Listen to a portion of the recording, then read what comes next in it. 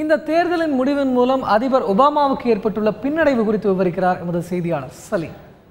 இந்தியாவில் பல கட்சிகள் இருக்கு, ஆனால் அமெரிக்காவில் இரண்டே கட்சிகள் தான். ஒன்று டெமோக்ராட்டிக் கட்சி, ஒபாமா இந்த கட்சியை சேர்ந்தவர் தான். இன்னொன்று ரிப்பப்ளிக்கன் கட்சி, டெமோக்ராட்டிக் கட்சிக்கு எதிர்கட்சி எது, மொத்தமே இரண்டு கட்சிகள் தான்.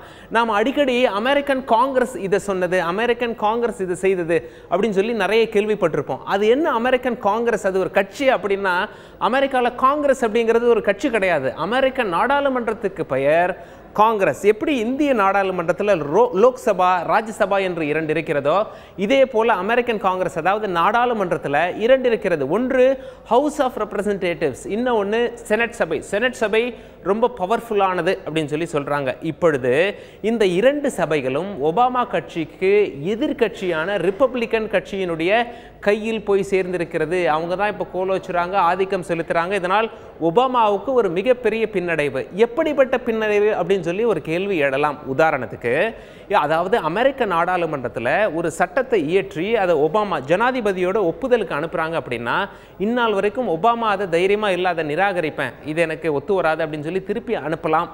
ஆனால் இப்பொழுது ஒபாமா திருப்பி அனுப்பினார் அப்படின்னா, அமெரிக்க நாடாளுமன்றத்தில் திருப்பி அனுப்பப்பட்ட மசோதாவை சட்டமாக்கலாம். எப்படி அப்படின்னா, 3/2 சப்போர்ட் அந்த மசோதாவுக்கு இருந்தால் மசோதா சட்டமாயிடும். ஜனாதிபதி ஒப்புதல் கொடுக்குறாரோ இல்லையோ அது 2ஆம் பட்சமாக போயிடும். ஒபாமாவுக்கு இப்போ இந்த நிலை தான் ஏற்பட்டிருக்கிறது. இது மட்டும் இல்லை, ஒபாமா ஒரு வருஷத்துக்கு 35,000 அப்பாயின்மெண்ட் போடுறாரு, அதாவது பணி நியமனம் செய்கிறாரு அப்படின்னு சொல்லி, அரசு வேலைகளில் ஆட்களை சேர்க்குறாரு அப்படின்னு சொல்லி ஜென்ரலாக ஜனாதிபதிக்கு அந்த பவர் இருக்குது. ஆனால் இப்படி அந்த ஜனாதிபதிக்கு உண்டான பவர், அந்த அப்பாயின்மெண்ட்டை செனட் சபை, ரொம்ப பவர்ஃபுல்லான சபை, இவங்க உறுதி செய்வாங்க, கன்ஃபார்ம் பண்ணுவாங்க. ஆனால் இப்பொழுது செனட் சபையில் ஒபாமா கட்சிக்கு எதிர்கட்சி தான் கோலோச்சுகிறது. ஒபாமா ஏதாவது இந்த மாதிரி அப்பாயின்மெண்ட் போட்டார்னா அது செனட் சபைக்கு போச்சுன்னா, செனட் சபை இப்பொழுது தைரியமாக அதை நிராகரிக்கலாம். இது ஒபாமாவுக்கு ஒரு பின்னடைவு. அதனால் வேறு வழியே கிடையாது. ஒபாமா அதாவது அவருடைய எதிர்கட்சியான ரிப்பப்ளிக்கன் கட்சிக்கிட்ட ஒத்துழைத்துத்தான் வேலை செய்ய வேண்டும் என்ற நிர்பந்தத்திற்கு தள்ளப்பட்டார்.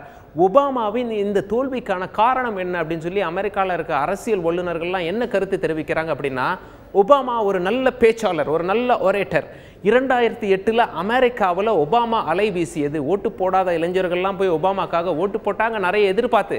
ஆனால் பேசியபடியெல்லாம் ஒபாமாவால் செய்ய முடியவில்லை என்பதால் மக்கள் மனதில் ஒரு வெறுப்பு தோன்றியது. அந்த வெறுப்பை ஓட்டு போடுறதில் காமிச்சிட்டாங்க. இதனால தான் ஒபாமா கட்சிக்கு எதிர்கட்சியான ரிப்பப்ளிக்கன் கட்சி ரொம்ப அபார அளவில் வெற்றி பெற்றிருக்காங்க. அதாவது 2ஆம் உலகப் போர் முடிந்த பிறகு அமெரிக்காவில் ரிப்பப்ளிக்கன் கட்சி இப்படி ஒரு பிரம்மாண்ட வெற்றி பெற்றது கிடையாது. இதுவே முதல் முறை அப்படின்னு சொல்லி அரசியல் வல்லுநர்கள்லாம் கருத்து தெரிவிச்சிருக்காங்க.